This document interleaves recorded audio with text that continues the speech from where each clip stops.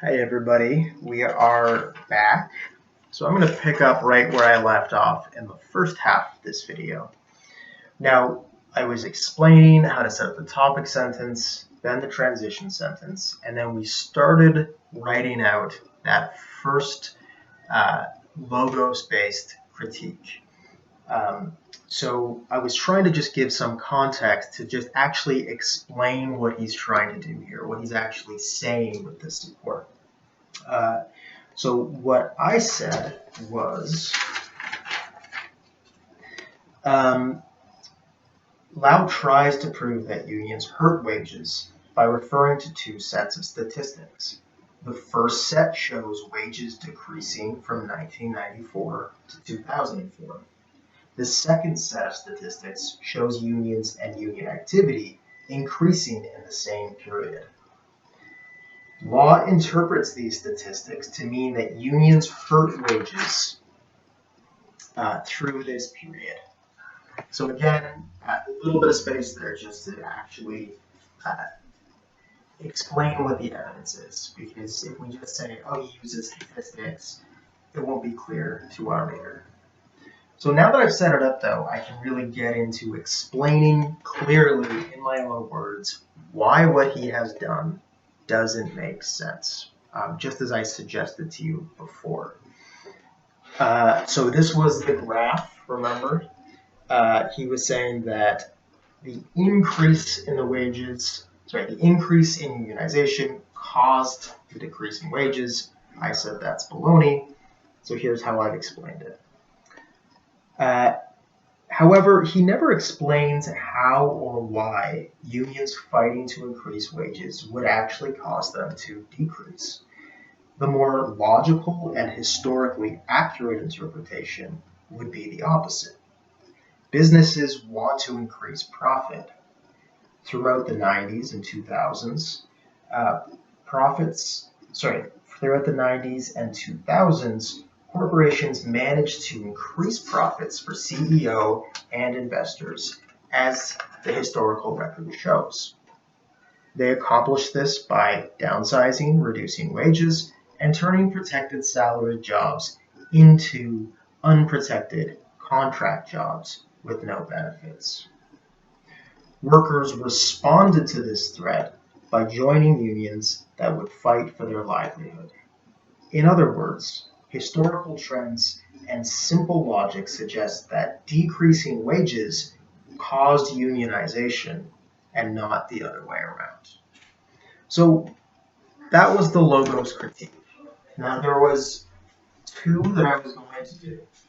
But when I started writing out and thinking about that first one, what I realized is that it was going to take me quite a bit longer just to explain it clearly than I had originally thought. This was my strongest one, my strongest logos critique, because that's where I think he was most blatantly manipulating the evidence. So I'm glad I did this one first, and so that's a good lesson. Do the strongest one first. Try to make sure that it is explained thoroughly. You don't want to repeat yourself, but we also don't want to just kind of suggest what our critique is in a way where it's vague, where our reader isn't going to understand it. So it doesn't hurt to have an extra sentence in there. Now, the other thing to maybe notice from what I said is, I talked about how corporations during the 90s and 2000s, they were downsizing, they were, reducing wages, they were turning full-time salary jobs into contract jobs. Those are things that were not mentioned in the article. So it can be okay to bring in some outside information, but you'll notice that it's all focused on disproving his interpretation of the evidence. So I'm not just contradicting him and saying, well, actually, here's some other evidence that shows the opposite. I'm trying to give a little bit of context that shows why his interpretation is wrong. So that's still the main focus.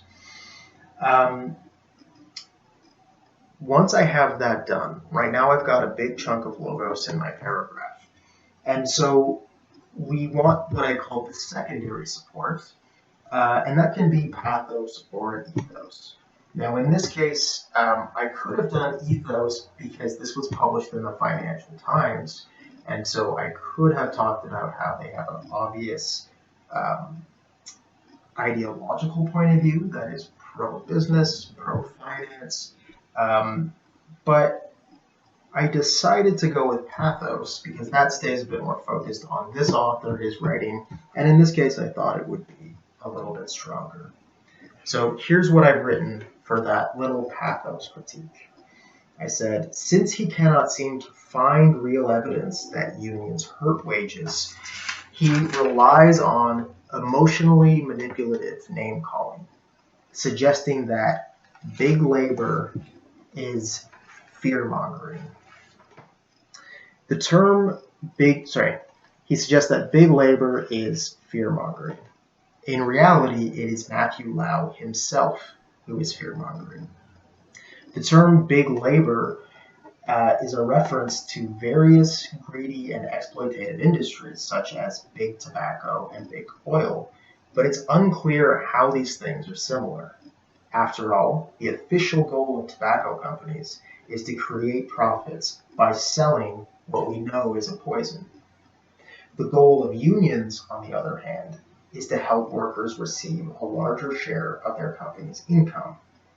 By using this loaded term, law tries to taint unions by association, making them out to be sinister and greedy.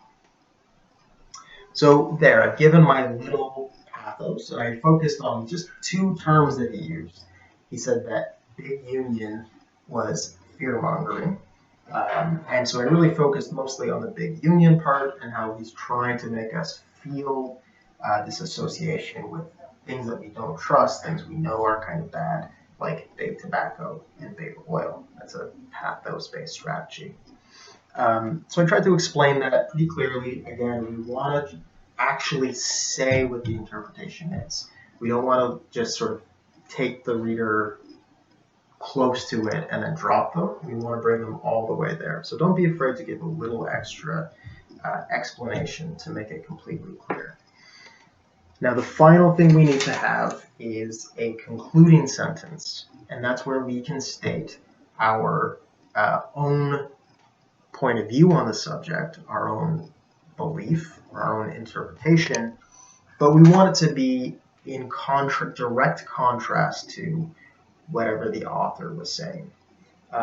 So here's what I wrote.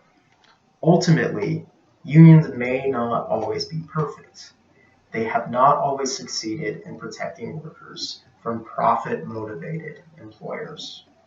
But it is extremely dishonest to suggest that they actually caused wage decreases when economic history shows that wage decreases were the actual goal of the employers themselves. You may have noticed that was actually two sentences, and that's okay too. So at this point, I've set up the author's point of view, his argument. I then transitioned into a critique. I did one logos critique, which showed how he was misinterpreting the data. Then I had a very short little pathos critique to show that he was also using emotional manipulation and name calling. And then I wrapped it up with a concluding sentence that clearly states what I think the more logical interpretation, the more factual interpretation would be. So, as you guys can see, this is a little bit rough. This is my rough draft. And so I'm going to type this up tomorrow and try to get it uploaded as well so you can see the example. And it may change a little bit because, again, I'm just working on it as I go. I wrote a draft. Tomorrow I'm going to try to fix it up. I hope this was helpful, guys. As always, please feel free to send me any emails. And yeah, we still have just about a week to work on this. So don't fall behind, but don't panic either. See you guys soon.